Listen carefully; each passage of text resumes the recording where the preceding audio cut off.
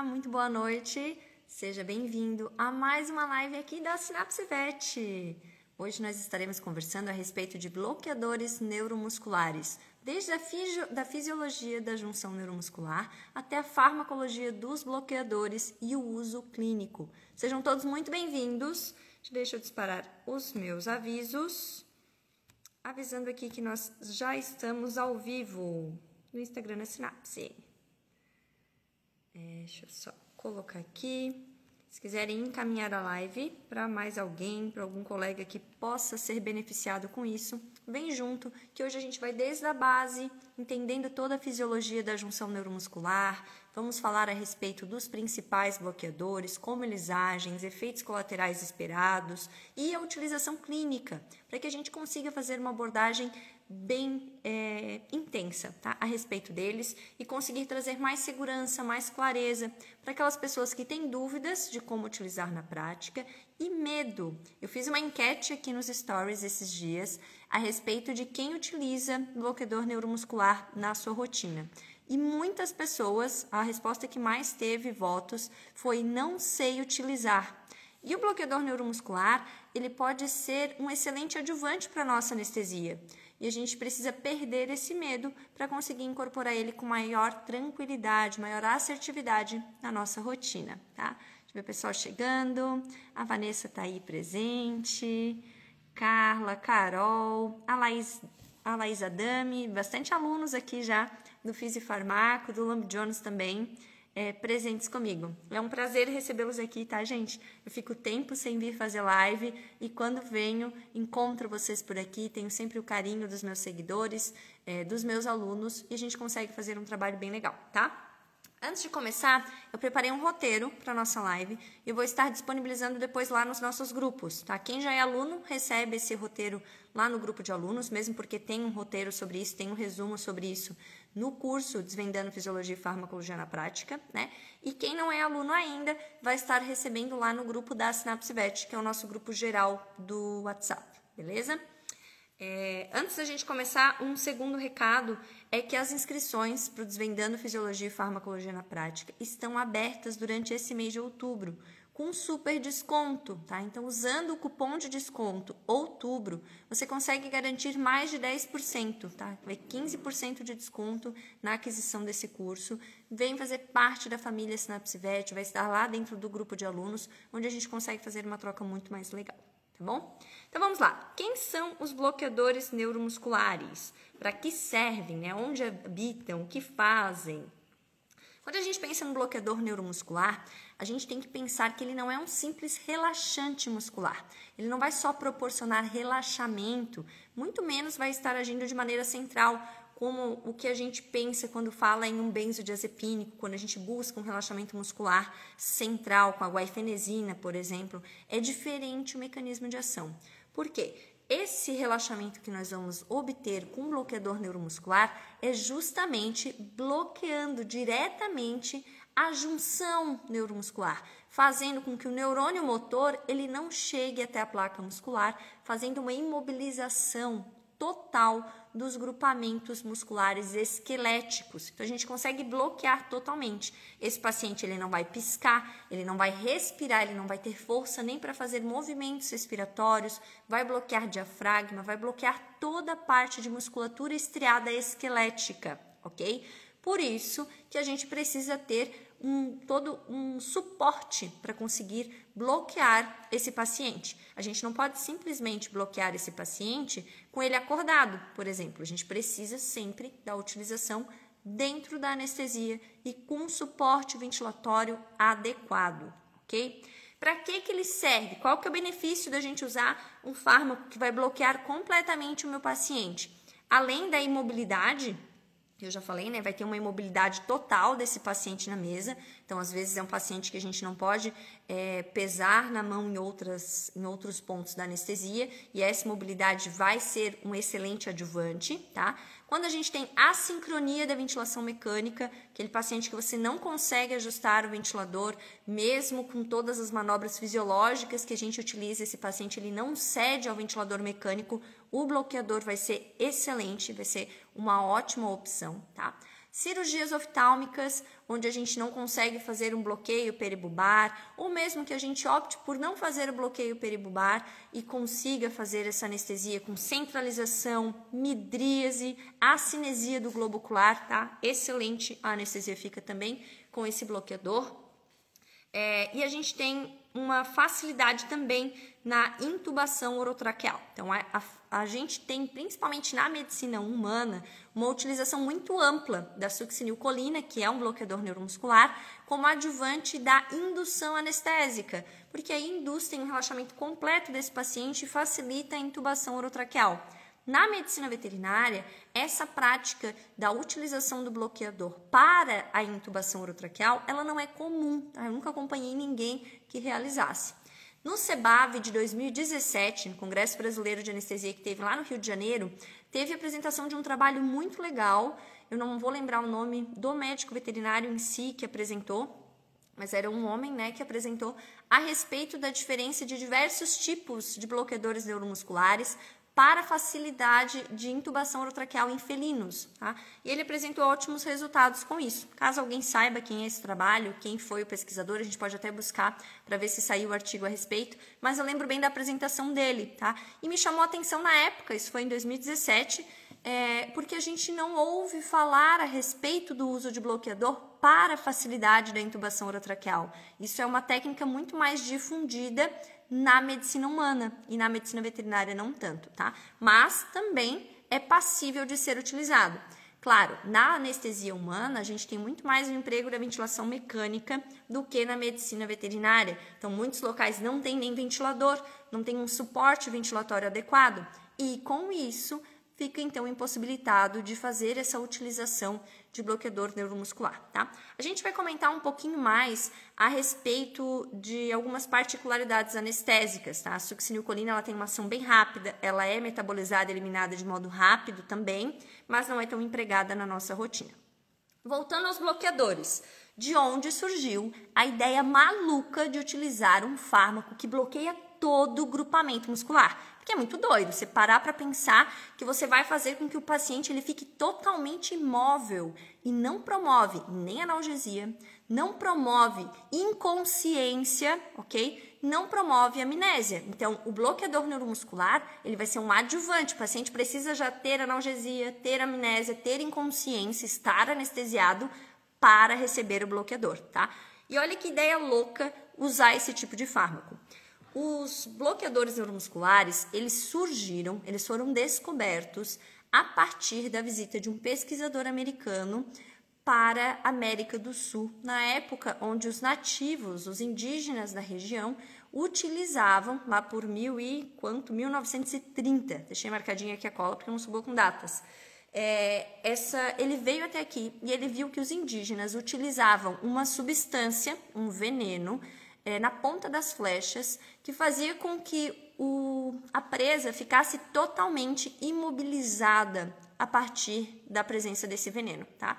E aí a presa ficava totalmente imobilizada, parava de respirar, parava tudo, não se mexia, e eles conseguiam então capturar, fazer a sangria e a utilização dessa presa depois, tá? Tinha um efeito rápido. E aí esse pesquisador americano, Richard Gill, ele retornou para os Estados Unidos em 1930, levando o curare, que era então esse veneno utilizado pelos nativos aqui da América do Sul, para ser estudado e incorporado na medicina, a princípio, para reduzir a espasticidade de pacientes que tinham esclerose múltipla. Olha que coisa maluca, ele viu o veneno sendo utilizado e ele já associou com um relaxamento maior desses grupamentos musculares e levou então esse veneno, o curare, para ser estudado. Em 1945, 15 anos depois, eles conseguiram isolar do curare a tubocurarina, uma substância que então passou a ser utilizada como bloqueador neuromuscular. Legal a gente saber essa história, né? De algo totalmente improvável, de uma caça de indígenas aqui, nativos sul-americanos, surgiu então um medicamento que é utilizado até hoje na nossa rotina. Vocês sabiam dessa história? Alguém aqui já tinha ouvido isso nas aulas de farmacologia, de anestésio? Boa noite, Marcelo. Marcelo Neres aqui presente. Sempre um prazer ter você aqui. Contem para mim se você já conhecia essa história, porque eu fui aprender a respeito dessa história quando eu fui dar aula de farmacologia. Eu não lembro de ter visto isso na graduação. A gente vê a respeito dos bloqueadores e muitas vezes não sabe de onde vieram, para que vieram, né? E é um fármaco que eu particularmente tinha muito medo de utilizar no início da minha carreira, tá? Tinha medo por quê? Por desconhecimento, que gera medo realmente, gera insegurança, e porque é um fármaco que para tudo. Então, você tem que estar apto para manejar o paciente durante essa paralisação, né? E é um modo bem cruel, vamos dizer assim, caso você não saiba manejar esse paciente, ele estar ali totalmente lúcido, né, e imóvel. Tem uma colega minha que passou por cirurgia, né, uma pessoa, e nessa cirurgia, durante a intubação orotraqueal, a indução anestésica para a intubação orotraqueal, o anestesista fez primeiro o bloqueador para, na sequência, fazer o propofol, fazer a indução. E ela lembra até hoje da sensação de pavor que ela sentiu de não conseguir se mexer, não conseguir nem olhar para o lado, e ela achava que ia morrer, assim. E naquele momento, na sequência, assim, ela apagou com propofol, né? E ela, quando voltou dessa anestesia, quando ela voltou dessa situação, ela foi conversar com a anestesista, ela é médica veterinária, então ela sabia mais ou menos o que estava acontecendo a respeito da indução anestésica, e ela queria saber por que essa sensação horrível de querer se mexer e não conseguia, ela não conseguia piscar, ela não conseguia olhar para o lado. E aí ele comentou com ela que ele havia primeiro feito o bloqueador neuromuscular para na sequência fazer o propofol e por isso ela sentiu toda essa sensação de paralisação, tá? Extremamente maluco essa ideia, desesperador. Deixa eu ver aqui. VET integrativa, eu lembro de já ter ouvido, eu já contei essa história aqui outras vezes também, mas com certeza outras pessoas já relataram esse tipo de situação, porque pelo que eu vejo não é uma prática incomum. Gilberto Pena presente, queridíssimo, eu que sou sua fã. Gilberto, muito bom ter você aqui. Marcelo, desespero total, né? Sequência rápida, mas deveria ser mais rápida, porque tu promover essa angústia para o paciente deve ser desesperador, né? Então a gente tem que lembrar isso, que o paciente ele vai ficar totalmente imóvel, entregue para ser manejado por você, tá? E aí vamos voltar então lá na junção neuromuscular. A gente vai começar na fisiologia para conseguir entender onde esses medicamentos, essa substância química vai estar agindo, ok? Lembrando que não é um relaxante muscular central, ele não age em sistema nervoso central, ele não vai ter influência a partir de receptores GABA, nada disso, tá? Ele vai agir realmente bloqueando a chegada do estímulo do neurônio motor inferior na placa motora. Então, toda placa motora, ele vai ter a inervação de um neurônio motor, né? Todo grupamento muscular vai ser inervado por um neurônio motor. Vai chegar esse estímulo, o neurônio motor, ele é um neurônio colinérgico. O que isso significa pra gente? Significa que ele secreta acetilcolina. E a acetilcolina, que é o neurotransmissor emitido, liberado por exocitose por esse neurônio motor, ela vai agir no receptor nicotínico. Gravem essa informação, tá? Acetilcolina em receptor nicotínico da placa motora.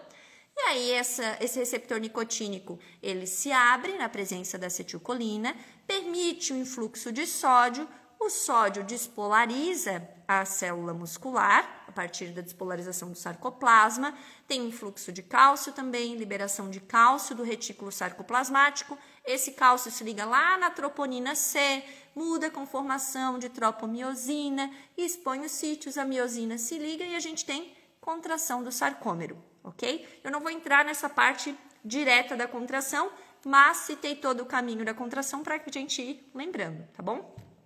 O ponto-chave é lembrar de acetilcolina sendo liberada pelo neurônio motor e agindo no receptor nicotínico para que toda a cadeia de contração ela aconteça. Perfeito?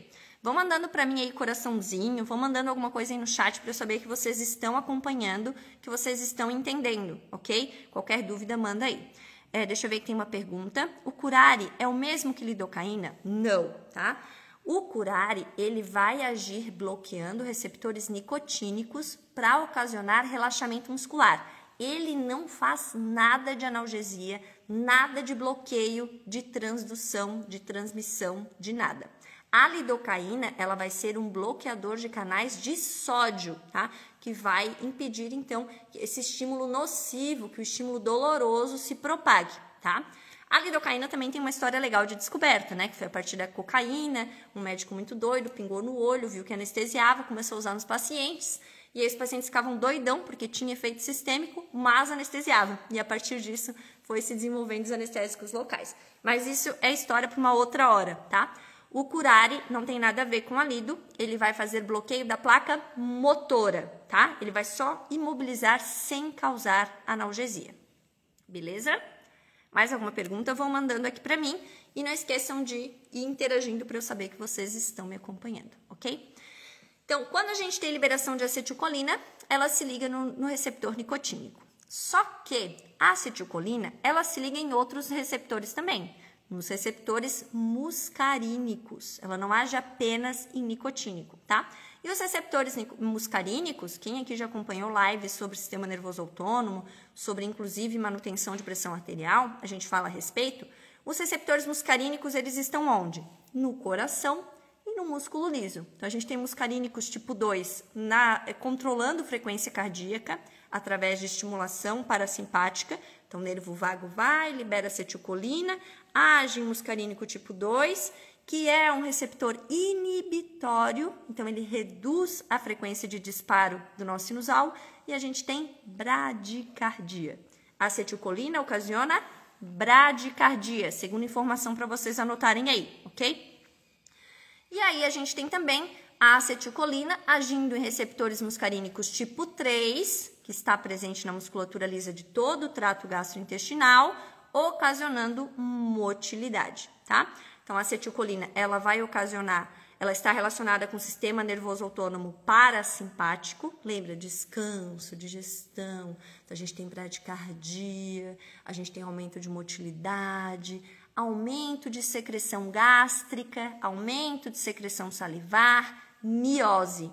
Tudo isso relacionado com acetilcolina. Aquela mesma acetilcolina que vai estar agindo lá na minha placa motora. Beleza? Conseguimos recapitular qual é a função da acetilcolina. E vocês vão entender o porquê que eu estou falando disso. Porque está relacionado também com efeitos colaterais, principalmente da reversão dos bloqueadores neuromusculares, que nós também vamos abordar hoje, ok? Então, a gente volta para a nossa junção neuromuscular.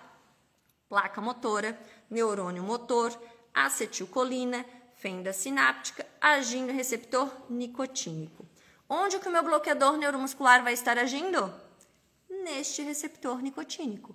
Ele vai ocupar esse receptor nicotínico, impedindo que a acetilcolina chegue lá. Então, por mais que o neurônio motor libere informação, por mais que eu queira me mexer, por mais que a minha amiga quisesse se mexer para segurar o anestesista e grudar ele, tipo, o que está acontecendo? Por mais que a gente queira, esse estímulo não chega. Não tem como despolarizar a placa motora e a contração acontecer. Por quê? Porque a placa motora está tendo seu receptor nicotínico ocupado pelo bloqueador neuromuscular. Quanto mais bloqueador neuromuscular, maior o bloqueio. Então, o bloqueador e a acetilcolina vão estar disputando, eles são competitivos, tá? Ele é um agonista competitivo, vai ocupar o receptor nicotínico quando em maior quantidade, beleza? Bloqueou o receptor nicotínico, não tem despolarização, não tem contração muscular esquelética. Tranquilo até aqui? Podemos seguir ou ficou alguma dúvida nessa primeira parte? Digam para mim o que vocês acham. Se a gente pode seguir ou ficou alguma dúvida nesse primeiro momento. Eu fui falando, nem segui o roteiro, tá? Agora que eu vi aqui que eu já tô lá embaixo do meu roteiro, mas vocês vão receber o roteiro bonitinho nos nossos grupos, não esqueçam, tá? Quem não tá nos grupos da Sinapse ainda, tem o link ali no perfil, quando acabar a live, vocês conseguem entrar lá, tá? Para garantir, eu deixo para mandar o resumo só depois, para quem chegar atrasado conseguir acompanhar também. Então, só para a gente finalizar essa parte da placa motora, antes de falar da farmacologia dos bloqueios, dos bloqueadores, tem outro ponto que é importante a gente relembrar, tá? A acetilcolina sai do neurônio motor, cai na fenda sináptica, age no receptor nicotínico e depois ela é degradada por quem? Acetilcolinesterase é o nome dela, da enzima que degrada a acetilcolina e faz com que ela volte para dentro da célula, do neurônio que fez a sua exocitose e seja novamente sintetizada, tá? Então, a gente vai precisar de acetilcolinesterase. Se eu não tenho acetilcolinesterase, o que acontece? O que vocês acham? Se a gente libera acetilcolina e a acetilcolinesterase ela não funciona, a gente vai ter o que na fenda sináptica? Muito mais acetilcolina disponível. E lembra que o bloqueador neuromuscular ele fica ali, ó, competindo com o acetilcolina na fenda sináptica? Então, os nossos reversores de bloqueador neuromuscular, da maioria deles, depois a gente vai falar de um específico, quando a gente tem um reversor, o reversor vai lá e tira a acetilcolinesterase de ação, tira ela do cenário, bloqueia a acetilcolinesterase. E se eu bloqueio a acetilcolinesterase, eu tenho muita acetilcolina na fenda sináptica, ela ganha disputa com o bloqueador neuromuscular, desloca ele do receptor e volta a contração. Fácil, perfeito. Saiu a acetilcolinesterase da frente, a acetilcolina toma conta da sua fenda e toma de volta o seu receptor. Qual que é o problema disso? O problema disso é que a acetilcolinesterase ela não vai ser bloqueada lá só na fenda da junção neuromuscular. Ela vai ser bloqueada onde? Lá em todas as fendas onde a gente tem a presença dela, onde a gente tem presença de acetilcolina. E eu não falei que a acetilcolina ela estimula muscarínicos tipo 2, muscarínicos tipo 3 e está relacionada com bradicardia, com aumento de motilidade, com miose, com aumento de secreções, com broncoespasmo, tá? Que eu esqueci de comentar. Então, quando a gente faz a utilização de um reversor de bloqueador neuromuscular, nós teremos, eventualmente, todos esses efeitos sendo manifestados. Por quê? Porque a acetilcolinesterase ela é bloqueada na fenda sináptica, fazendo com que a gente tenha muita acetilcolina disponível. Quem que poderia ser o nosso antídoto, o nosso fármaco mágico para estar salvando essa situação? Tem um fármaco queridíssimo na anestesia, que é a atropina. Já ouviram falar da atropina, né?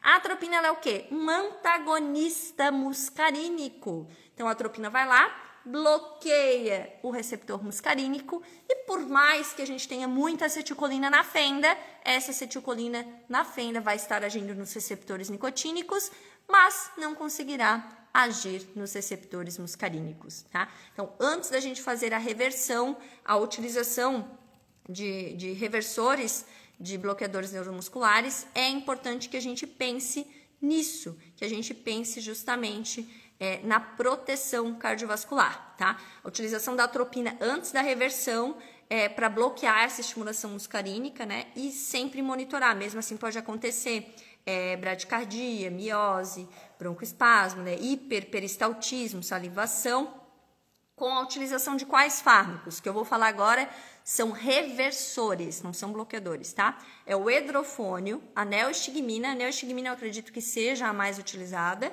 E a piridosmitigmina. Ó, bem difícil de falar, tá? Então, tem esses efeitos colaterais quando utilizados. São anticolinesterásicos, tá? Eles vão estar bloqueando a acetilcolinesterase, fazendo com que isso aconteça, tá? E aí, gente, surgiu a utilização do Sugamadex. Vocês já devem ter ouvido falar. O Sugamadex ficou bem famoso, se eu não me engano, em 2020. A gente começou a falar de Sugamadex na veterinária, se eu não me engano, foi 2020. 2020 ou 2021. Antes disso, eu não tinha conhecimento, pelo menos, da Sugamadex. Mas a Sugamadex, ela é um reversor diferente.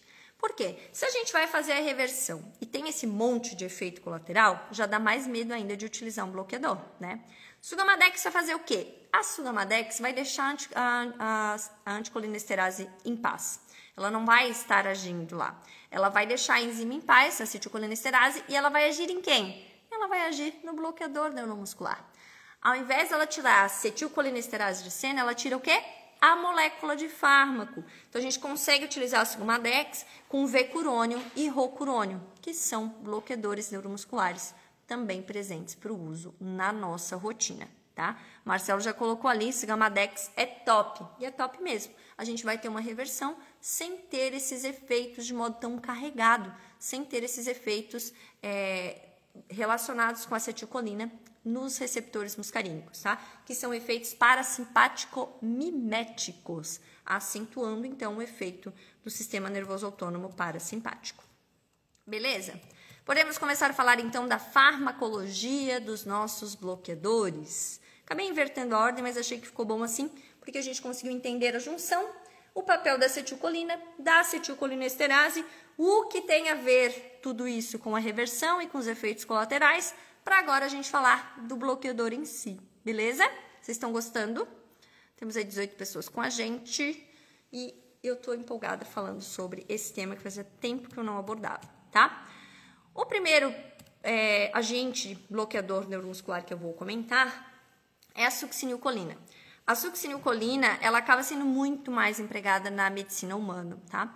Eu confesso para vocês que eu nunca utilizei succinilcolina, nunca vi ser utilizada na medicina veterinária, mas eu acho importante a gente abordar ela, justamente porque ela é tão amplamente utilizada na medicina humana, para a gente conseguir entender também quais são os papéis, quais são os fundamentos para a utilização dela, tá? Então, ela é extremamente utilizada para intubação orotraqueal em humanos, justamente porque ela tem um efeito muito rápido e uma curta duração.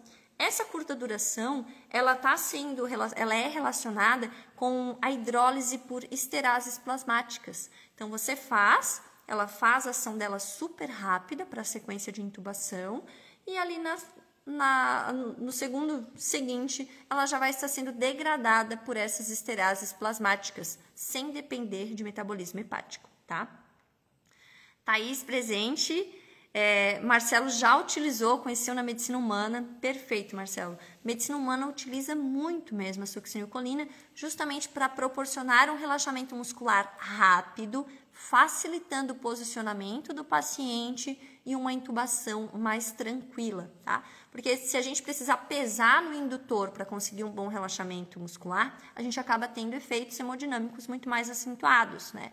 E o relaxamento vai ser fundamental para uma boa técnica. Se evita o uso em anemia crônica, desnutrição, queimaduras e alguns inibidores de colinesterase, mas, de um modo geral, ela é tranquila, tá? Marcelo colocou ali que o chato é a fasciculação. Aí não tem quem lide, né?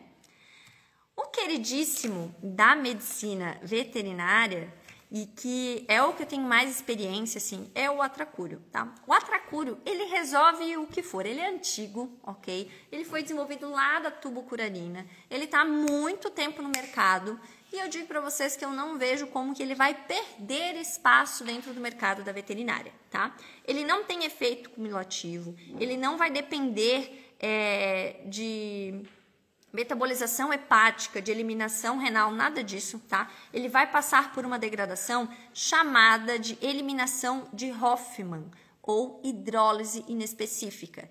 Ou seja, ele também vai estar sendo degradado na circulação sem depender de funcionamento hepático, nem de metabolização renal, tá? De eliminação renal. Então, super seguro para a gente estar utilizando. Ele tem um início de ação que não é tão rápido quanto a succinilcolina, então não valeria a pena a gente utilizar ele, por exemplo, para uma intubação, né? Porque até você esperar ali 5 minutos, que é o tempo de ação dele, é muito tempo. O tempo de ação dele está relacionado com a dose. Então, quanto mais alta a dose, maior a ocupação dele, a gente consegue ter um efeito mais rápido. Mas o início de ação é em torno de 5 minutos, tá? Então, o que a gente acaba fazendo? Anestesia o paciente, faz MPA, faz indução, intuba, deixa tudo bonitinho e aí, quando está tudo pronto, faz realmente o bloqueador neuromuscular para que a gente consiga ter a imobilidade desse paciente, uma ventilação mecânica instituída de modo mais rápido, muitas vezes tranquilo. Tem paciente que fica brigando muito com o ventilador e a gente tem dificuldade em ajustar o plano. O atracúrio, né, o bloqueador vai ser excelente. E ele tem uma duração de 19 a 30 minutos, tá? Então, ele tem uma ação rápida. E dependendo da cirurgia que você precisa, às vezes uma cirurgia oftálmica, um procedimento assim, é o tempo suficiente de você fazer, o cirurgião realizar a técnica e tá ok. em 20, 30 minutos esse paciente já metabolizou esse atracúrio e você não precisa fazer o reversor, tá? É justamente o reversor que traz mais problemas pra gente, não é? Então, esperar 20, 30 minutos é muito tranquilo. Por mais que o procedimento tenha acabado rápido, por exemplo, acabou em 15 minutos, espera mais 5, 10 minutinhos que pode ser que ele passe sozinho, tá? E aí você já consegue desmamar da ventilação mecânica e já logo tem esse paciente retomando toda a sua movimentação, sua respiração e tá tranquilinho, tá? Sussi no mussi. Tem uma questão. O atracúrio, ele depende da temperatura corporal adequada, em pH fisiológico, para que ele consiga ser metabolizado. Pacientes que entram em hipotermia durante a cirurgia, durante o procedimento, vão ter um efeito prolongado, justamente porque essa metabolização, a eliminação de Hoffmann, vai estar comprometida, tá? Então, lembrem, quando forem utilizar bloqueador neuromuscular, de cuidar ainda mais com a questão da temperatura desse paciente, tá?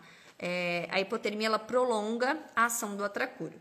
E outra questão do atracúrio é que ele vai gerar, nessa metabolização, nessa eliminação de Hoffmann, ele vai gerar um metabólito, que é chamado de laudanosina. A laudanosina, ela é um estimulante do sistema nervoso central, podendo ocasionar convulsão e é dependente de metabolização hepática. Então quer dizer que eu não posso usar em um paciente hepatopata, quer dizer que eu não posso usar num paciente com sinais de sistema nervoso, porque ele age nesses pontos. Não é nada disso. Nas doses adequadas, nas doses ideais de utilização terapêutica, a gente acaba não tendo um excesso de laudanosina na circulação, então a gente consegue usar tranquilamente. O problema é quando a gente faz repiques de atracúrio ou quando a gente faz doses muito altas. E aí esse efeito de convulsão, de passar realmente como estimulante de sistema nervoso central, podem acontecer, tá? Nunca vi acontecer na prática, utilizando uma única dose correta, você está seguro em relação a isso, tá bom? Temos também outras questões sobre atracúrio e sistema cardiovascular e hemodinâmica. Quando a gente faz a utilização de doses altas de atracúrio, nós podemos ter hipotensão no nosso paciente, tá? Hipotensão e taquicardia, pode ter liberação de histamina, mas isso não é comum, tá?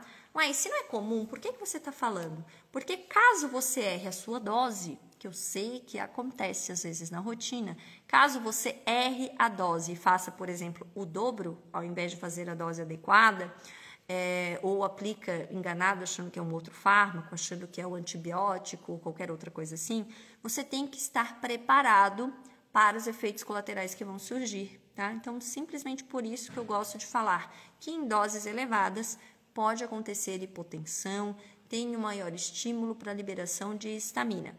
Nas doses corretas, com o uso terapêutico, a gente não observa esse tipo de situação. Beleza? Então, fica tranquilinho nisso. Então, atracúrio. Até aqui alguma dúvida? Quem aqui já utilizou atracúrio na rotina? Atracúrio foi disparado o que eu mais utilizei. Durante o início da minha carreira na anestesia, eu tinha muito medo de utilizar atracúrio.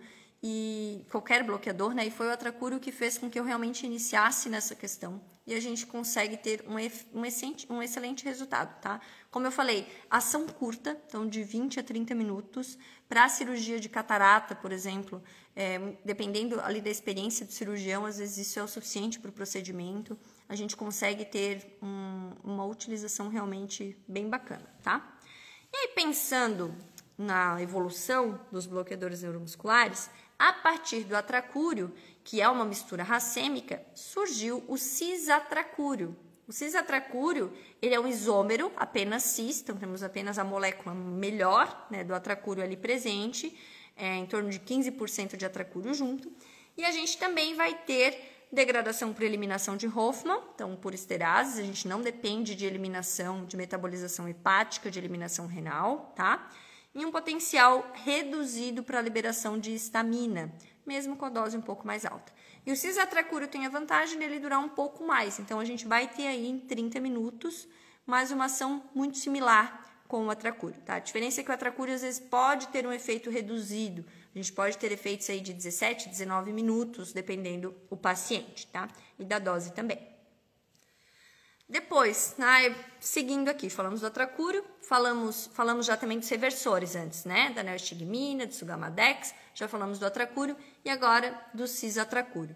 O pancurônio, ele vai poder gerar, ele também tem uma ação em torno de 5 minutos, não muito diferente dos outros, mas com o pancurônio a gente vai ter uma duração de 40 a 60 minutos.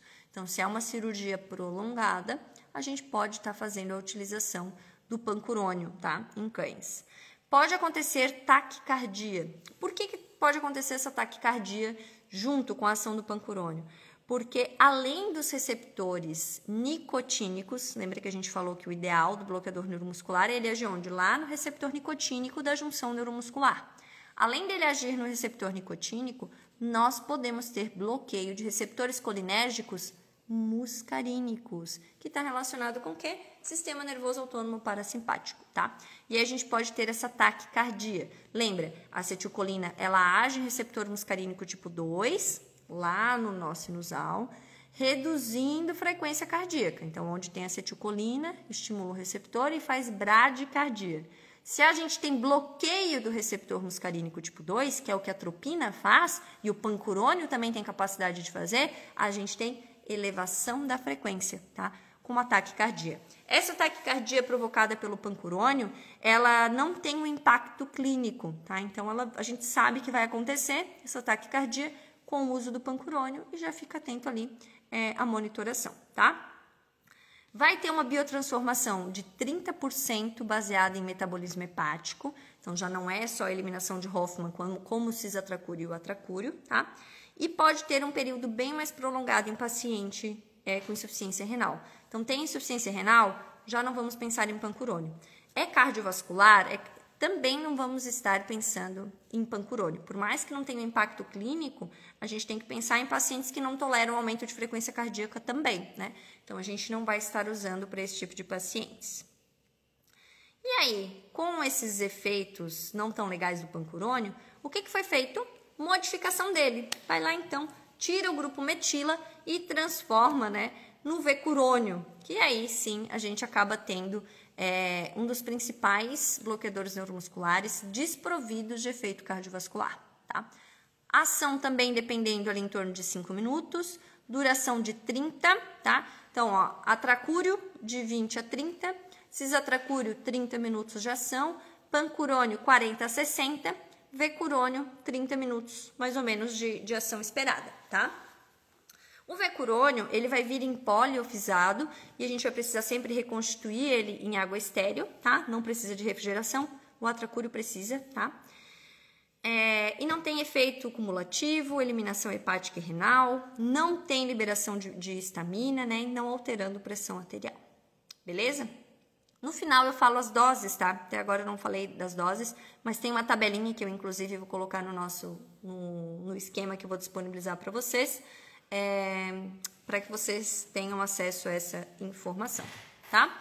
Rocurônio veio do vecurônio, então tudo foi surgindo, tudo a partir lá do curare que a gente conversou, do veneno utilizado pelos indígenas, foi surgindo a tubucurarina, o atracúrio, o cisatracúrio, e assim a gente foi evoluindo, sempre na busca de bloqueadores que melhor se adequam à nossa rotina, né? A rotina na medicina humana, na verdade, e aí foi trazido para a medicina veterinária. O vecurônio, o rocurônio, ele vai ter 1/8 da potência original, né, do vecurônio, ele não é tão potente, mas tem um início de ação mais rápido que o vecurônio e que o atracúrio, tá? Não tão rápido quanto a succinilcolina, que é a mais potente de todas, tá? E a eliminação principal através do sistema hepático. O rocurônio e o vecurônio a gente já consegue fazer a reversão com sugamadex, que é aquele reversor maravilhoso que tira o bloqueador da fenda e não a acetilcolinesterase, reduzindo os efeitos cardiovasculares, tá? E aí, gente, tem outros que eu não vou entrar, que é o pipecurônio, o doxacúrio, o mivacúrio, porque acaba sendo realmente repetitivo esse ponto e acaba não sendo tão utilizado na nossa rotina, tá? O que eu quero frisar com vocês até aqui, para a gente já ir encaminhando para o fim da nossa live também, baseado em toda a informação que a gente teve. Primeiro, vocês gostaram do que a gente conversou até agora? Mandem um coração pra mim, gente, pra eu saber que vocês estão gostando.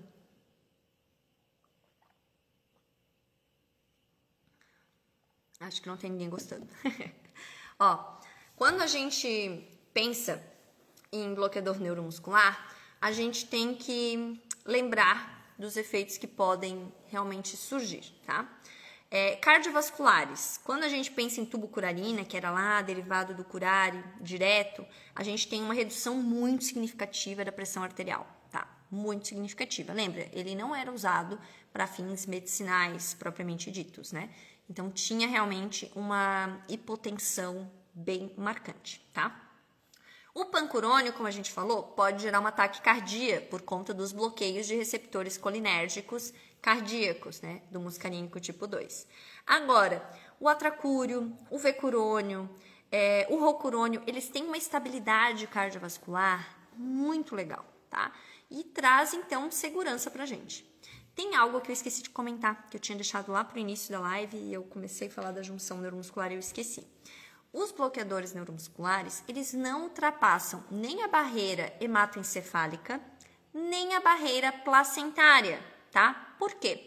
Porque eles são bloqueadores polarizados, então eles não conseguem ultrapassar bem as membranas.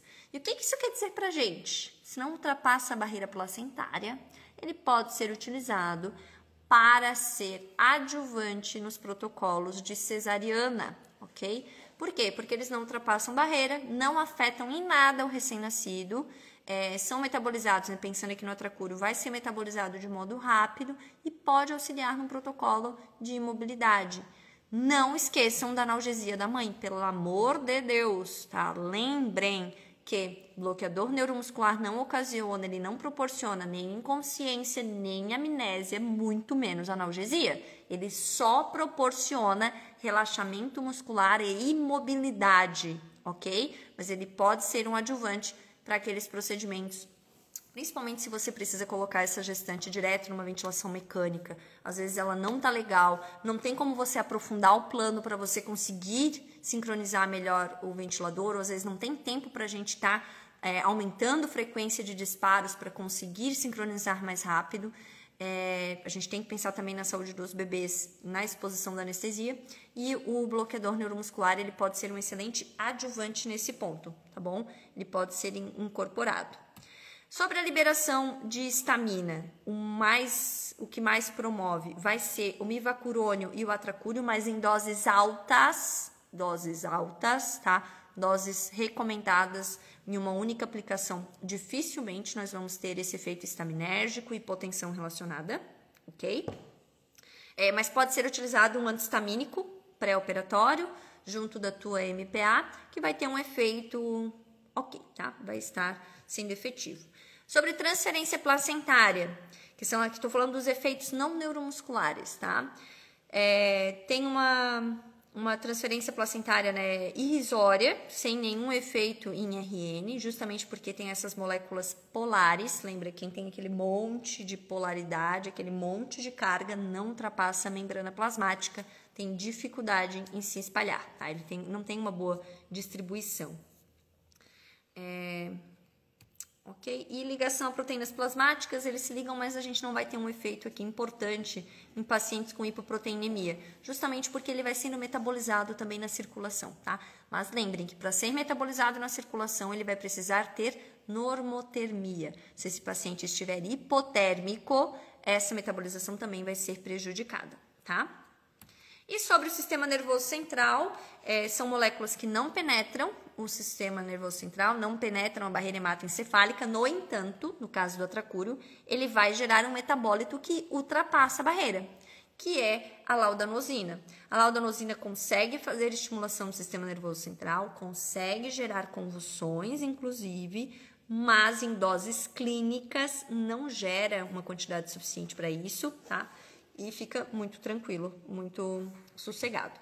Caso aconteça uma administração acidental, vamos supor, você puxou uma seringa de lidocaína para fazer uma epidural e puxou também uma seringa de atracúrio para fazer na sequência da intubação, mas administrou errado, né? Ali o Lamb-Jones, na discussão do Lamb-Jones, a gente deu essa aula também no curso Desvendando Lamb-Jones.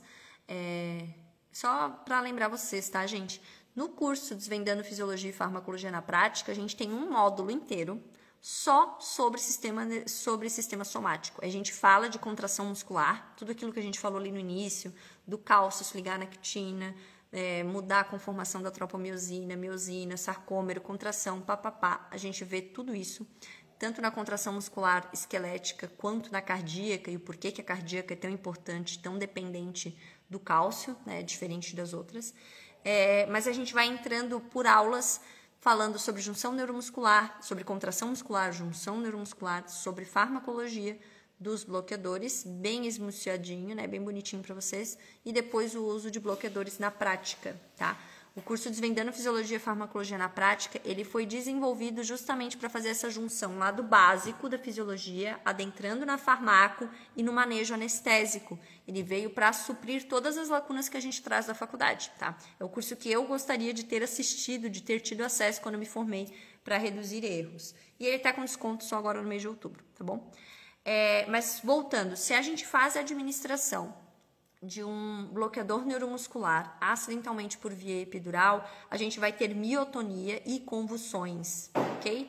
Mas só se for realmente em casos extremos de aplicações errôneas. Como eu falei, não é comum de acontecer, mas caso você conheça um amigo que tem estudante, que tem estagiário, que não identifica seringa, isso pode ser passível de acontecer, a gente sabe, né? E outros efeitos não neuromusculares que podem acontecer, mas é aqui relacionado com a succinilcolina, que eu citei realmente só para a gente ter uma noção, como eu falei, é extremamente utilizado na medicina humana. Eu acho que vale a pena a gente saber, a gente pode ser anestesiado, a gente pode trazer para a medicina veterinária, a gente pode ter acesso em algum local diferente, que nós não costumamos anestesiar, né?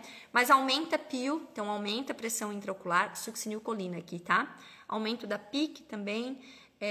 E uma resposta muscular que pode acontecer é a mialgia pós-anestésica. Então, pode gerar dor, tá? Após a utilização da succinilcolina. Esses pontos não são relatados com os demais, né? Com a Tracúrio, com os outros. E a gente não costuma ter esse tipo de situação, tá? Então, para a gente finalizar, deixa eu ver aqui. Luana, você tem didática sensacional. Muito obrigada, Luana. Fico muito feliz que você tenha gostado, tá? Eu sou apaixonada por esse mundo da docência. Inclusive, completei esse ano, em agosto, 10 anos como professora, que eu me descobri dentro da docência, que eu me apaixonei, e fazem 10 anos que eu estou nesse mundo maravilhoso. Fazem 5 anos que eu estou nesse mundo doido da internet, né? Onde eu descobri as lives. Mas eu sou muito feliz de poder compartilhar com vocês o pouquinho que eu sei e buscar informações para a gente sempre partilhar, tá? Marcelo botou ali feliz dia do professor para nós, Doc, feliz dia do professor. Marcelo, é realmente uma alegria ser professor, né? Poder aprender, ensinar, crescer junto com os alunos, isso é uma dádiva, assim, é realmente um grande presente. Carol colocou ali, ótima live. Obrigada, Carol. Então, só para a gente finalizar, gente, bloqueador neuromuscular não é comum na intubação orotraqueal na medicina veterinária, embora na medicina humana se utilize muito succinilcolina na intubação de sequência rápida, tá bom? É menos utilizado na medicina humana, na medicina veterinária do que na humana. Extremamente importante um ponto, tá? Que é a monitoração e o manejo do paciente com o uso do bloqueador. Paciente com bloqueador, nós precisamos de suporte ventilatório. Não esqueçam disso. Esse paciente não vai ter um diafragma funcional, ele não vai conseguir respirar sozinho, tá? Então, precisa entender a farmacologia e entender e ter à disposição ventilação mecânica, pelo amor de Deus. Não vai bloquear o paciente sem ter um suporte ventilatório, tá bom? Habilidade para monitorar plano e profundidade. Eu esqueci de falar a respeito disso. Mas, assim, o que a gente utiliza para monitorar o nosso paciente durante uma anestesia? A gente olha reflexo, a gente olha rotação de globo, a gente olha se tem midríase, se tem miose, se tem alguma movimentação. E o que o bloqueador faz? O bloqueador, ele avacalha com a nossa monitoração. O bloqueador neuromuscular, ele ri da cara do anestesista, se você quer saber. Ele faz isso. Porque você tem um animal com um globo centralizado, midriático, sem nenhum reflexo neuromuscular, Nem que ele esteja acordado, tá? Ele não vai se mexer, ele não vai piscar, não tem reflexo nenhum, tá? Ele ri da tua cara, ele diz, agora te vira monitorando, tá bom? E por isso que a gente precisa ter todo um plano anestésico muito bem elaborado. A gente tem que ter uma analgesia efetiva, a gente tem que ter um paciente em plano antes da gente fazer esse bloqueio, para que a gente consiga manter dele adequadamente, tá? O Marcelo tá rindo ali porque ele sabe que isso é verdade, tá? O bloqueador neuromuscular, ele ri da nossa cara na hora que a gente vai tentar monitorar o paciente. Então, prestem atenção.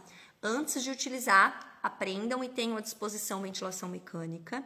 Monitorem muito bem o plano anestésico desse paciente antes de fazer o bloqueio, ver se está tudo ok. E depois prega o olho no monitor para a gente ver frequência cardíaca, para a gente ver como que está a perfusão tecidual, como que está a pressão arterial desse paciente, ok? Porque com reflexo, com rotação de globo, com miose e midríase, não vai dar, tá? A gente não vai conseguir monitorar o nosso paciente.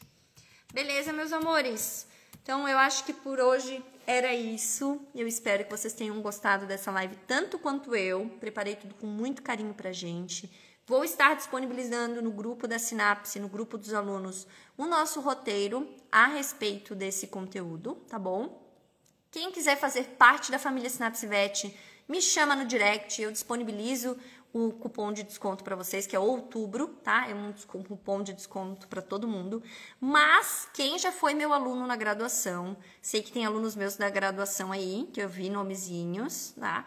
Quem já foi meu aluno aqui na Sinapse Vet, ou mesmo na época da Sense, me chama no direct, que quem é meu aluno tem um desconto muito especial nesse mês, tá? Esse mês é dia do professor, foi dia das crianças, dia do professor, amanhã é dia do anestesista, dia 16 de outubro, e é mês do meu aniversário.